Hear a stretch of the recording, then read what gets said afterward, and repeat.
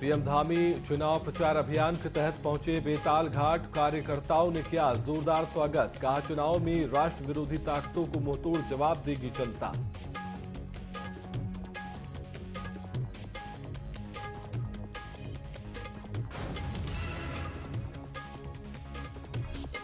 उत्तराखंड में खत्म हुई नामांकन प्रक्रिया। अपर मुख्य निर्वाचन अधिकारी ने की प्रेस वार्ता। कहा, तैयार कर ली गई है सर्विस वायर की लिस्ट।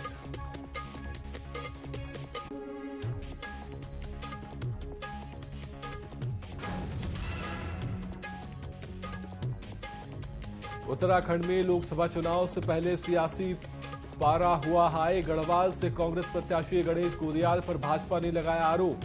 कहा, गोदियाल ने खुद को बताया मुंबई का कारोबारी।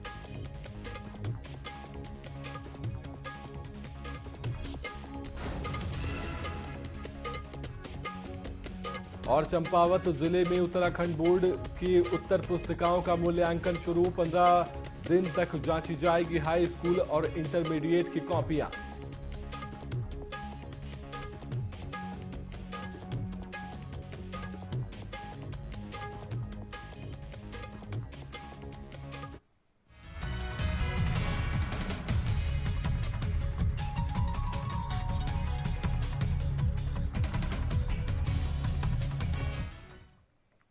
नमस्कार, मैं हूं सिद्धांत और स्वागत है आपका न्यूज अपडेट में।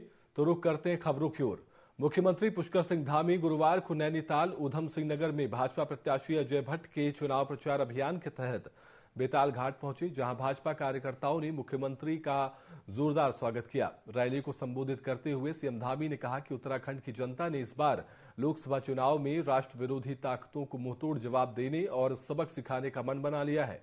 पीएम मोदी के नेतृत्व में देश और प्रदेश विकास की नई ऊंचाइयों को छुआ है।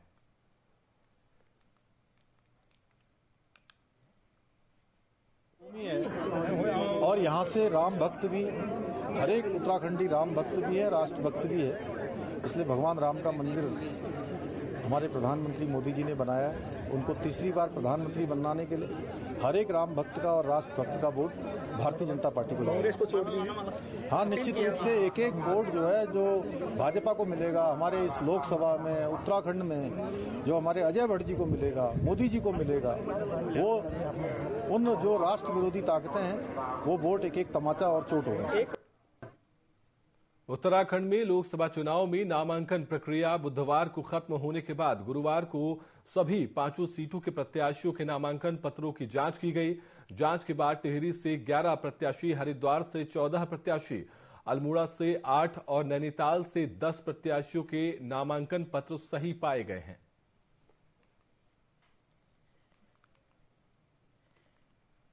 जो फॉर्म एम है और फॉर्म या फिर फॉर्म 12C, दोनों में से कोई एक सेकेंडरी डॉक्यूमेंट होगा, जहां पर वो वर्तमान में निवास कर रहे हैं वहां का प्रूफ ऑफ रेसिडेंस, जो भी उनके पास अभिलेख उपलब्ध होगा वो जमा करना होगा। और तीसरा जो अभिलेख है वो माइग्रेशन सर्टिफिकेट जो उनको प्राप्त हुआ होगा, relief commissioner Jammu and Kashmir के जो होंगे वहां से जो भी प्राप्त हुआ होगा, या अन्य कोई ऐसा अभिलेख जो उस कारण से उनको जारी किया गया, उदाहरण के लिए डोमिसाइल सर्टिफिकेट या अन्य कोई अभिलेख। तो इनको जमा करने के उपरांत हमारे जो ERO होंगे अन्य राज्य के, वो इन आवेदन पत्रों को ऑनलाइन मोड से ही कंसर्न्ड ARO को भेजेंगे, जो कि जम्मू कश्मीर राज्य में स्थित होंगे। ये सुविधा केवल 3 पार्लियामेंट्री कॉन्स्टिट्यूंसीज के लिए उपलब्ध होगी, उसमें श्रीनगर, अनंतनाग और बारामूला। तो ये उनके निवासियों को ही सुविधा उपलब्ध होगी। भाजपा ने उत्तराखंड में लोकसभा चुनाव के लिए 40 स्टार प्रचारकों की सूची जारी कर दी है। इस सूची में पीएम नरेंद्र मोदी, यूपी के सीएम योगी आदित्यनाथ, सीएम धामी के साथ ही केंद्रीय मंत्री, राज्य के 3 लोकसभा प्रत्याशियों और सभी कैबिनेट मंत्रियों का नाम शामिल किया गया है। भाजपा के वरिष्ठ नेता और राज्य मंत्री ज्योति प्रसाद गैरोला ने भी जानकारी देते हुए बताया कि अगले कुछ ही दिनों में स्टार प्रचारक राज्य में प्रचार अभियान शुरू करेंगे।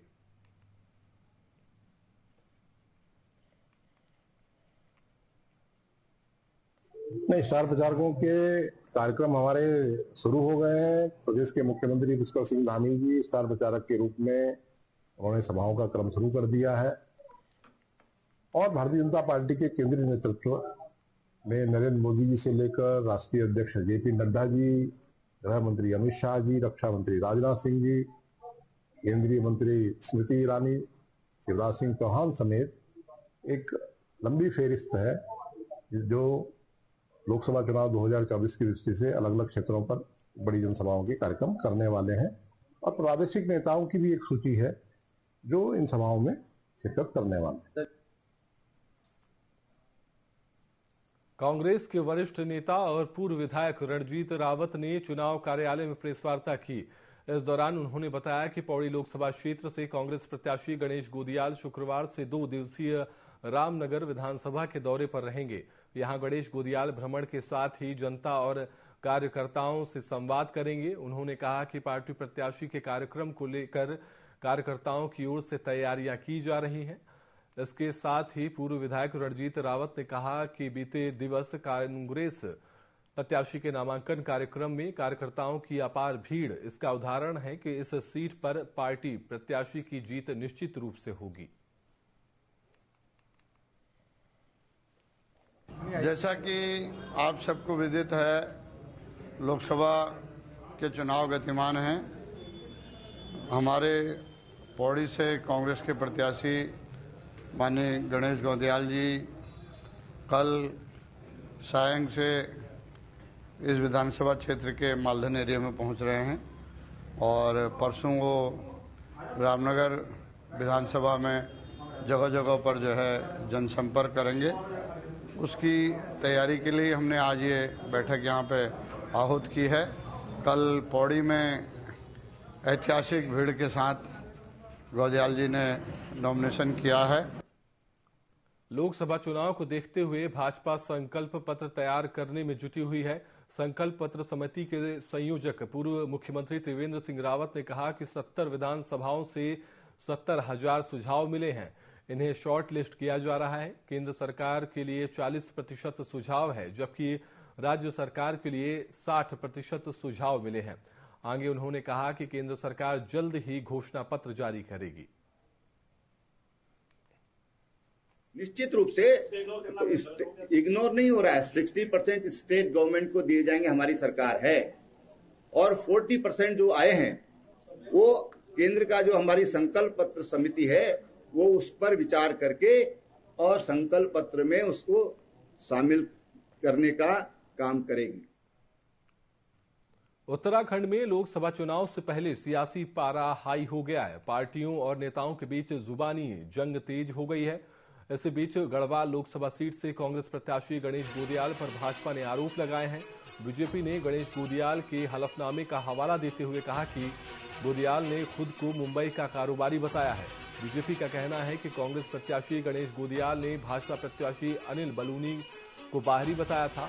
उन्होंने ही प्रदेश में बाहरी और स्थानीय का मुद्दा शुरू किया था, जिसे लेकर बीजेपी ने उनका जवाब दिया है।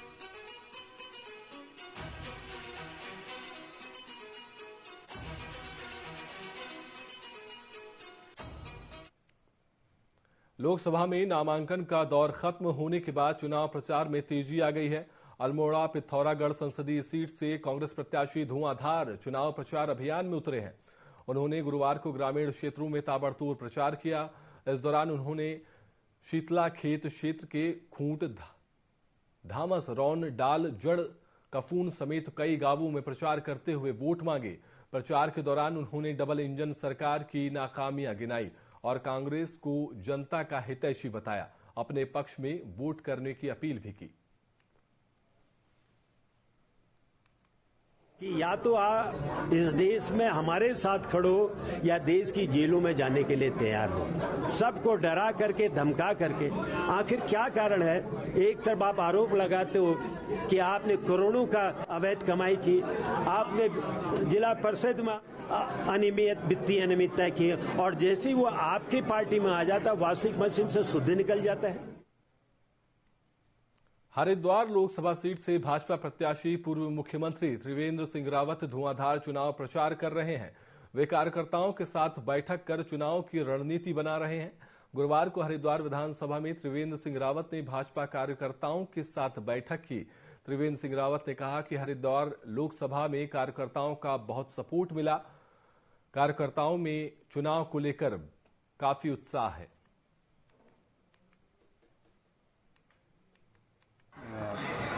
2-4-5 मिनट पहले इसकी जानकारी मिली है। दुखद है और किसी धर्मस्थान में घुस करके जो ये हत्या हुई है ये काफ़ी कष्टकारी ये मेरे लिए है। मुझे पूरा विश्वास है कि बहुत जल्दी पुलिस उसका खुलासा करेगी। पूरा सपोर्ट मिल रहा है, पूरा सपोर्ट मिल रहा है और आप देख रहे हैं चारों तरफ उत्साह है, कार्यकर्ता पूरी तैयारी में। भाजपा ने लोकसभा चुनाव में माला राज्य लक्ष्मी शाह को प्रत्याशी बनाया है। वहीं कांग्रेस की ओर से किसी महिला को प्रत्याशी न बनाए जाने पर भाजपा महिला मोर्चा के प्रदेश अध्यक्ष आशा नौटियाल ने तंज कसते हुए कहा कि भाजपा ने हमेशा महिलाओं का सम्मान किया है और उनको आगे बढ़ाया है। इस पर कांग्रेस की प्रदेश मीडिया प्रभारी गरिमा माहरा ने कहा कि भाजपा की महिला नेताओं ने महिलाओं के साथ हुए अत्याचार पर कोई प्रतिक्रिया नहीं दी और अब महिला सम्मान की बात कह रही हैं।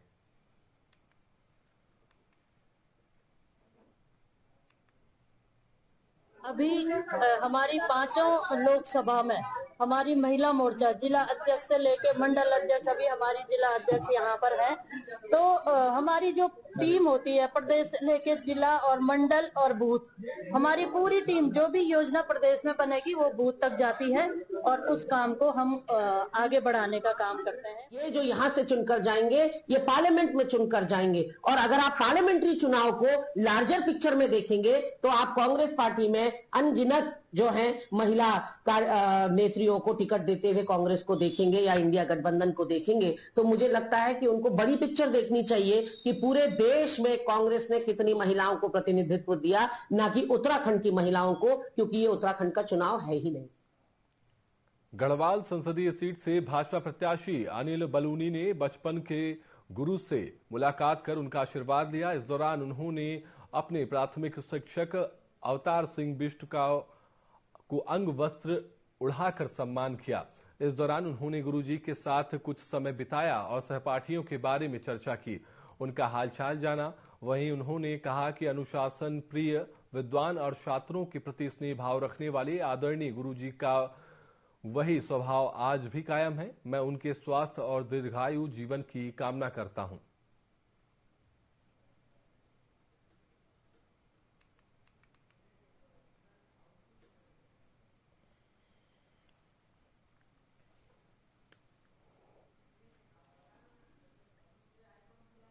उत्तराखंड में लोकसभा चुनाव को निर्विघ्न रूप से संपन्न कराने और आचार संहिता का सख्ती से पालन किए जाने को लेकर गठित टीमें लगातार गश्त पर हैं, जिसके चलते सर्विलांस टीम के प्रभारी की अगुवाई में टीम को एक बड़ी कामयाबी हाथ लगी है।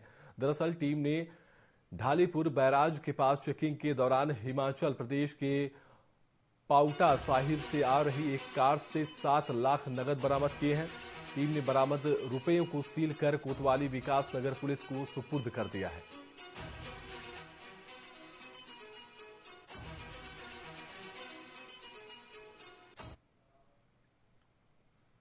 चंपावत जिले में पाटी ब्लॉक के मंगलेख में मंगलवार को हुए युवक की हत्या के मामले में मृतक चाचा ने 2 भाइयों और पिता सहित 4 लोगों पर हत्या की आशंका जताई है। उन्होंने बताया कि आरोपियों के परिवार से उनके परिजनों को जानकर खतरा बना हुआ है। उन्होंने पुलिस से चारों लोगों को गिरफ्तार कर उनके खिलाफ कड़ी कार्रवाई करने की मांग की है। वहीं उन्होंने आरोपियों को गिरफ्तार नहीं करने पर थाने में शव रखकर प्रदर्शन करने की चेतावनी दी है। फिलहाल पुलिस मामले की जांच में जुटी हुई है।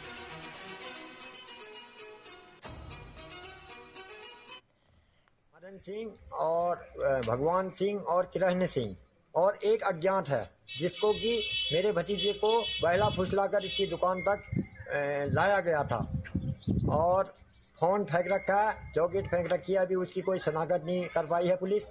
और एक केवल मारने वाला पंच मिला है, बताया जा रहा है एक अंगूठा मिला है। हम पुलिस से इनकी गिरफ्तारी चाहते हैं और इसको जो मुलजम पकड़ा है इसको मतलब रिमांड में लिया जाए।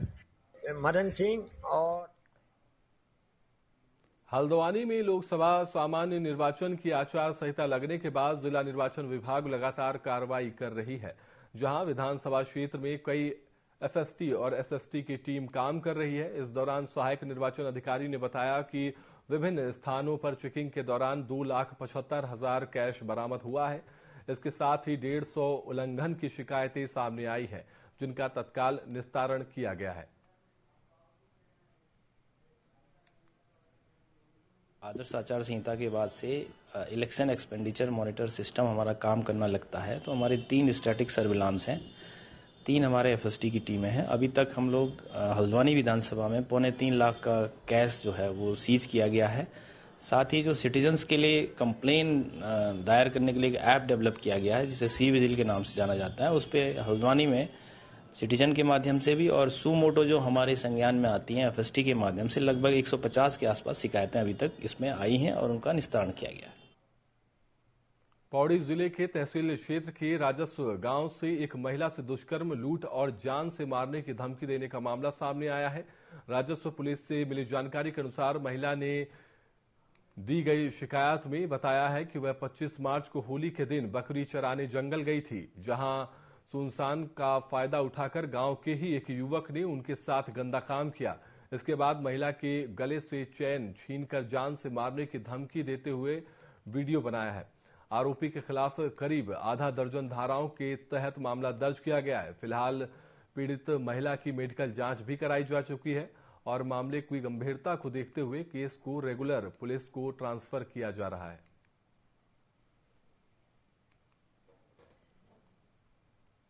की शिकायत पर जो है मामला पंजीकृत किया गया 376, 392, 307, 506 और IT एक्ट 66E में, और तुरंत कार्रवाई की गई और उसके बाद रेगुलर पुलिस को जो है मामला आज हस्तांतरित हो चुका है। पत्रावली उनके सुपुर्द की जा चुकी है। अग्रिम कार्रवाई जो है रेगुलर पुलिस के द्वारा की जाएगी। उत्तराखंड के ऊधम सिंह नगर में गुरुवार सुबह बड़ी घटना हो गई। बाइक पर सवार होकर आए हमलावरों ने नानकमता कस्बे में कार सेवा डेरा प्रमुख नानकमता बाबा तरसेम सिंह को गोली मार दी। गंभीर रूप से घायल तरसेम सिंह की गंभीर हालत में खटीमा के अस्पताल में ले जाया गया, जहां पर उनकी मौत हो गई। तरसेम सिंह को देखने के लिए लोगों का भारी भीड़ इकट्ठा हो गई। घटनास्थल पर पहुंचे एसएसपी ने कहा कि हमलावरों की गिरफ्तारी के लिए 8 टीमें गठित की गई हैं और जल्द ही हमलावर पुलिस की गिरफ्त में होंगे। बता दें कि घटना के बाद तो इलाके में तनाव की स्थिति है।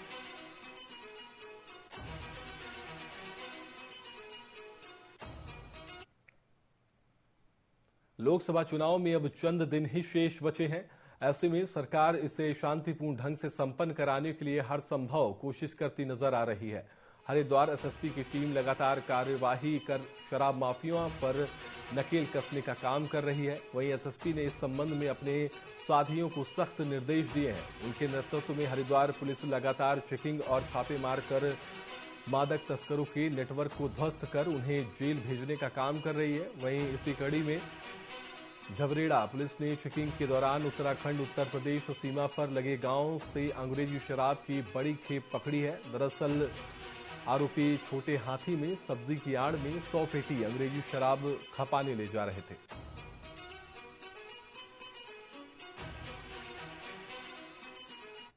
हमारा चेक पॉइंट है उसके लगते हुए खड़खड़ी दयालपुर की एरिया, वहाँ पर आज वाहन चेकिंग के दौरान एक वाहन से 100 पेटी शराब मिली है, जिसको जिनका वेयर अबाउट हम लोगों के द्वारा भी पता किया जा रहा है कहाँ से ये लाई जा रही है।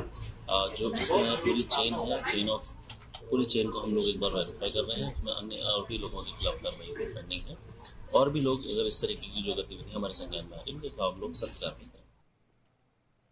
उत्तराखंड में इन दिनों ठेकेदारों की मनमानी खूब देखने को मिल रही है। करोड़ों के बजट से बनी सड़कें ठेकेदारों की मनमानी के खामियाजा भुगत रही हैं। दरअसल नैनीताल विधानसभा क्षेत्र में जल निगम के अधिकारियों और ठेकेदारों ने पीडब्ल्यूडी की अनुमति के बिना सीसी रोड को जेसीबी से तोड़कर नष्ट कर दिया है।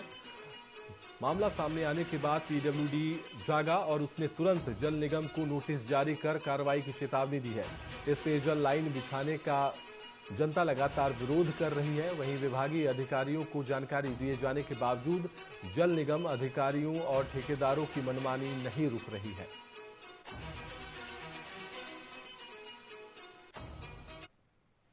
लेटर लिख दिया गया है और उनको जो है इस प्रकार से लेटर गया, या तो वो ठीक कराएंगे इसको, ठीक नहीं करा पाते तो हम संबंधित विभाग के खिलाफ जो है FIR दर्ज करा देंगे, क्योंकि अभी जो है वर्तमान में इलेक्शन का भी माहौल है।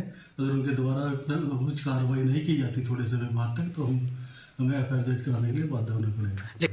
नहीं, ऐसा है ना, जब उनका काम चल रहा है ना, तो हमने तो उनको लेटर दिया, बाकी काम तो उनका है, क्योंकि जो है उनके द्वारा काम कराया जा रहा है। हमने उनको लेटर दिया, उनकी बाकी उनकी व्यवस्था है। अगर वो ज़्यादा खराब करते हैं तो ठीक कराएंगे, अगर ठीक नहीं कराते तो FIR दर्ज करेंगे। पिछली कार्रवाई नहीं हो रही। वास्तव में अपने लेटर में यही लिखा है कि आपने बगैर परमिशन के रोड खोटी है ना, इसी चीज़ को लिखा हमने इस लेटर में, और हमने उनको चेतावनी भरा लेटर भी लिख दिया है।